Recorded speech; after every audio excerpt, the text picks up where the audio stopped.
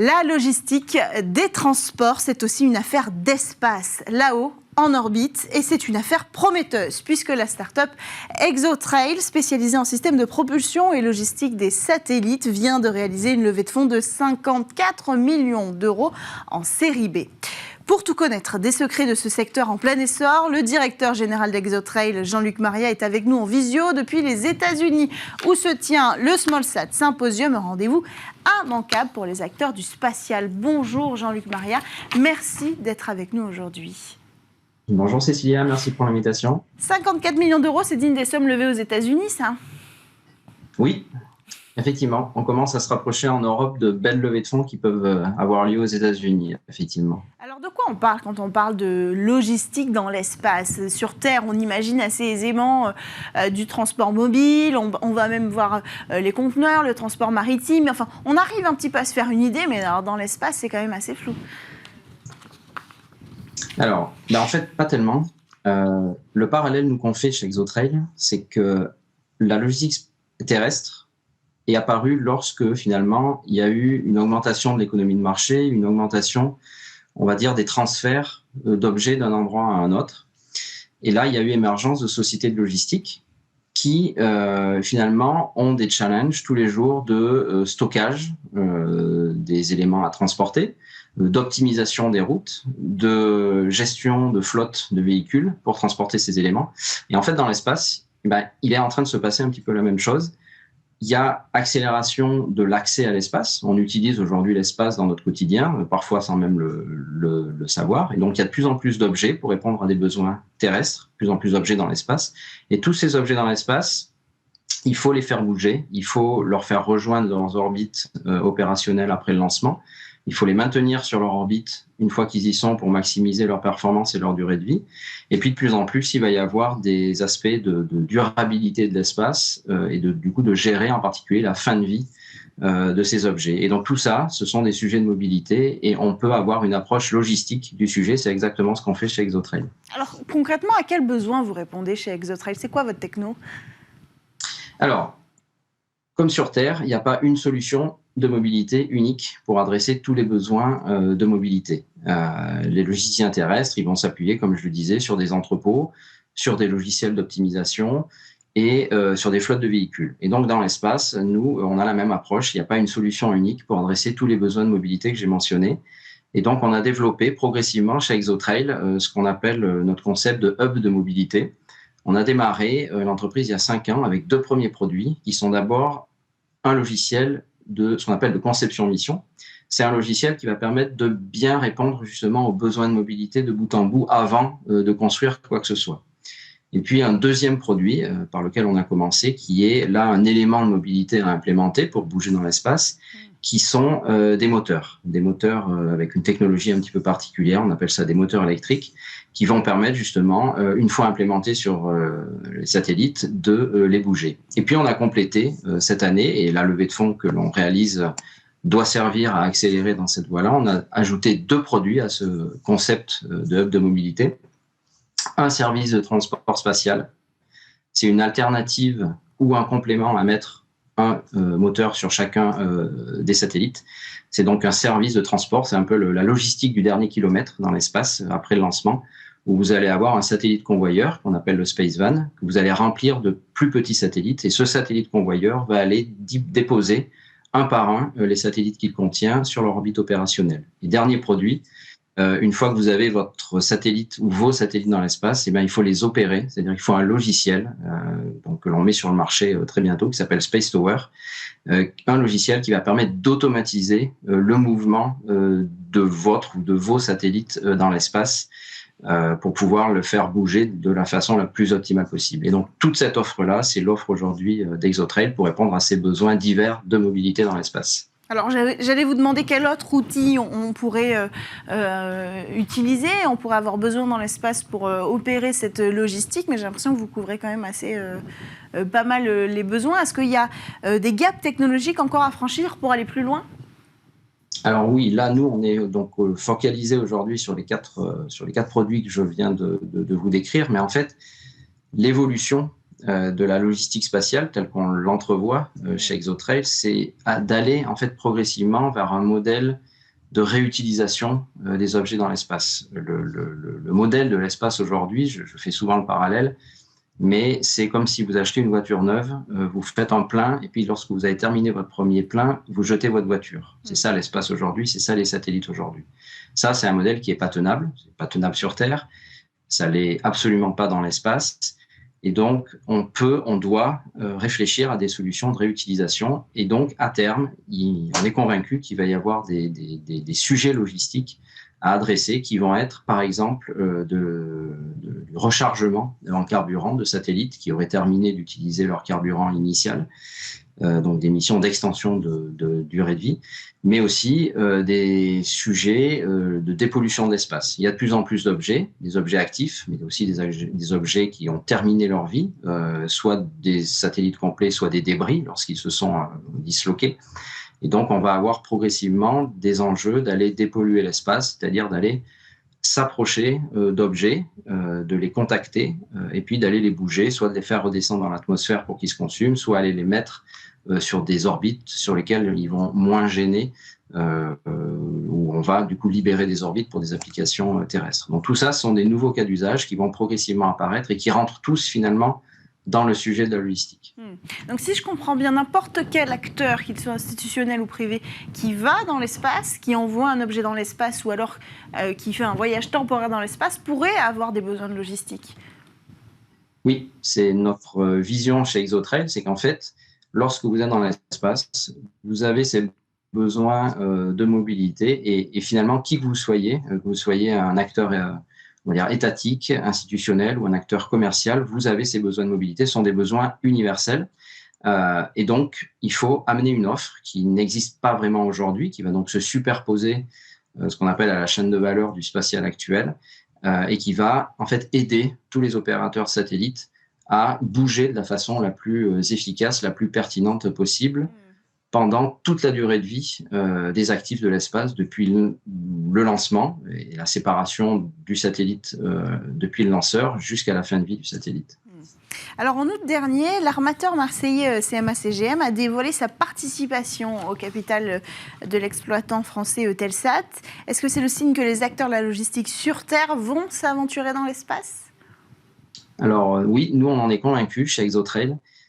La logistique spatiale va être à terme une extension de la logistique terrestre. Les logisticiens terrestres, ils ont peu à peu investi les différents domaines, d'abord le terrestre, ensuite le maritime, et puis l'aérien. Et donc, on peut très bien imaginer, et c'est donc ça qu'on est convaincu chez Exotrail, que très bientôt, il va y avoir une quatrième composante qui va être ajoutée à cette activité logistique, qui va être la logistique, mais dans l'espace. Et donc, CMA-CGM est un très bon exemple, probablement un des plus avancés aujourd'hui, un des pionniers dans cette vision d'évolution de la logistique vers l'espace. Et donc, les participations qu'ils ont en particulier pris chez l'opérateur Eutelsat va dans ce sens-là. C'est à la fois pour pouvoir optimiser leurs activités logistiques terrestres depuis l'espace, oui, mais également pour aller progressivement se positionner sur cette extension de la logistique terrestre vers l'espace. Est-ce qu'ils ont le savoir-faire ? Parce que c'est quand même pas la même chose de faire ça sur Terre et de faire ça dans l'espace. Ils ont les besoins, évidemment, parce que ça pourra appuyer leur logistique sur Terre, mais est-ce qu'ils ont le savoir-faire ? Qu'est-ce qu'ils peuvent apporter aux acteurs du spatial ?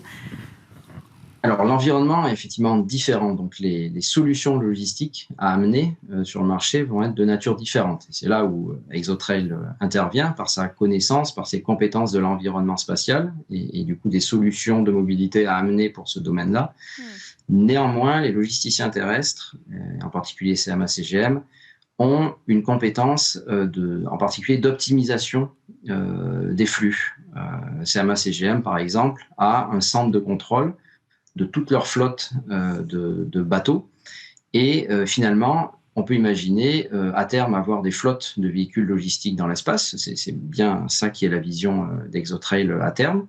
Flotte de véhicules qui soient mobilisables à la demande Et en fait, il y a ce parallèle-là où les logisticiens terrestres aujourd'hui sont confrontés à devoir optimiser en permanence le mouvement de toutes les composantes de leur flotte, de tous les véhicules. Et en fait, ça va être la même chose dans l'espace. Bien sûr, donc avec des contraintes et un environnement différent, mais la méthodologie de gestion en fait de flotte a des similitudes qui sont très très fortes. Mais comment ils vont interagir avec les acteurs du spatial? Là, on voit qu'ils ont une participation chez Eutelsat. Quelle est la relation avec les startups? Alors, on espère que la relation avec les startups va s'accélérer entre les logisticiens terrestres et des sociétés comme Exotrail. En tout cas, c'est une volonté qu'on souhaiterait chez Exotrail, justement, parce que finalement, la compétence de la mobilité dans l'espace, aujourd'hui, elle n'est pas chez les logisticiens terrestres, elle est dans des sociétés comme la nôtre, et donc il y a énormément de synergies possibles pour aller construire justement cette quatrième composante de la logistique, qui est la logistique terrestre, en s'appuyant sur les compétences du coup de gestion de flotte, comme je le mentionnais, des logisticiens terrestres. Donc, on est tout à fait, bien sûr, ouvert et on discute déjà avec plusieurs logisticiens terrestres pour essayer de voir comment avoir un schéma efficace, vertueux de dialogue entre ces sociétés terrestres et puis des acteurs comme nous. Alors, pour nous apporter une nouvelle vision sur ce marché, Maxime Puteaux, spécialiste des lanceurs chez Euroconsult, nous a rejoint en plateau. Bonjour Maxime, merci d'être avec nous. Vous avez participé à cet échange sur la logistique de l'espace. On était en train de parler des acteurs comme l'armateur marseillais CMA CGM qui veulent s'emparer aussi de ce marché-là, puisqu'après tout, ils ont le savoir-faire. Jean-Luc Marial l'expliquait très bien, cette capacité à gérer autant de données et autant de déplacements. Ils veulent utiliser ce savoir-faire dans l'espace. Comment vous voyez-vous une cohabitation entre un secteur, des acteurs entrants dans le secteur spatial et des jeunes startups comme Exotrail? C'est extrêmement intéressant puisqu'on a la rencontre d'intérêts, comme a pu le dire Jean-Luc tout à l'heure, entre des acteurs terrestres qui sont spécialisés dans leur métier. CMA CGM est un des plus gros transporteurs mondiaux, un peu méconnu du grand public, mais c'est un acteur de poids, avec évidemment une capacité d'investissement massive et une volonté de s'étendre dans tous les domaines du transport, dont le spatial, et évidemment aussi des acteurs comme Exotrail qui sont spécialistes dans leur domaine, et avec cette rencontre de deux intérêts peut être assez fructueuse. Est-ce que c'est impressionnant quand on voit un acteur comme CMA CGM? Est-ce que c'est impressionnant pour vous, par exemple Jean-Luc, de se dire un acteur avec autant de moyens qui rentre sur le marché, est-ce que ce sera un concurrent ou un allié?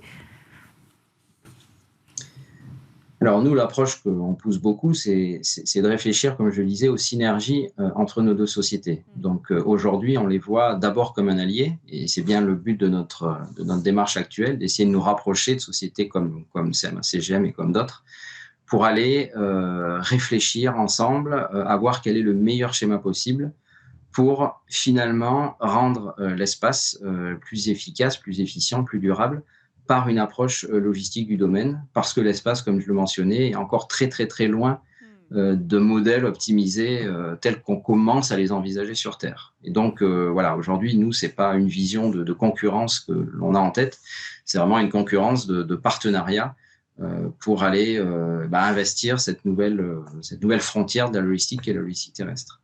Vous voulez ajouter quelque chose, Maxime? Il faut bien comprendre que dans le spatial, en fait, aujourd'hui, on est complètement sous-optimisé. Le schéma classique de lancement d'un satellite avec un seul lanceur, un seul passager par lanceur, avec en plus un satellite qui est obligé d'emporter sa propre capacité de propulsion, c'est complètement sous-optimisé. Si demain, comme le propose Exotrail et ses concurrents, on est en mesure de transférer la fonction de transport à quelqu'un d'autre, de la réutiliser, on peut faire baisser les coûts, on peut aussi donner beaucoup plus de mobilité aux objets spatiaux et du coup démultiplier les usages. Est-ce qu'on a déjà une idée de ce marché, le marché de la logistique dans l'espace? Exotrail, vous êtes de toute façon lancé dans cette aventure, mais est-ce qu'on a idée du potentiel? Alors nous, à Euroconsult, on l'a estimé à plusieurs centaines de millions de dollars d'ici 2031, sur la base sur le transport dans l'espace seul. Peuvent également s'additionner d'autres services en orbite, celui de l'extension de vie des satellites, celui de leur ravitaillement, celui de la désorbitation, qui du coup pourraient nous transférer d'une économie centrée autour de l'orbite terrestre vers une économie autour du spatial, voire même autour des autres orbites. C'est le sujet que vous abordions tout à l'heure, cette idée de dire qu'en plus de la mobilité, en fait, la logistique spatiale de demain, c'est aussi le ravitaillement, c'est aussi une vision plus verte de l'espace, mais c'est aussi d'autres usages. Est-ce que le développement de la logistique spatiale sera la clé pour aller conquérir plus? de territoire. C'est une manière de sortir un peu de la tyrannie des lanceurs d'aujourd'hui qui nous limite en diamètre. C'est extrêmement contraignant pour le vol habité, mais aussi en volume, sans forcément avoir besoin d'un super lanceur type Starship. Donc cette logistique spatiale, cette logique de bloc peut permettre en effet de nouveaux usages. Et sur des applications très commerciales, mais comme du scientifique ou du vol habité un peu plus tard. Oui.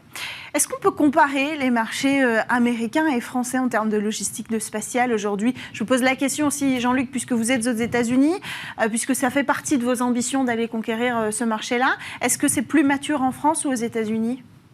Vous pouvez répondre, Jean-Luc. Oui, alors, c'est pas forcément plus mature sur tous les cas d'usage. Donc, comme on l'a mentionné, comme Maxime vient de le rappeler, il y a plusieurs cas d'usage de la mobilité, de la logistique dans l'espace.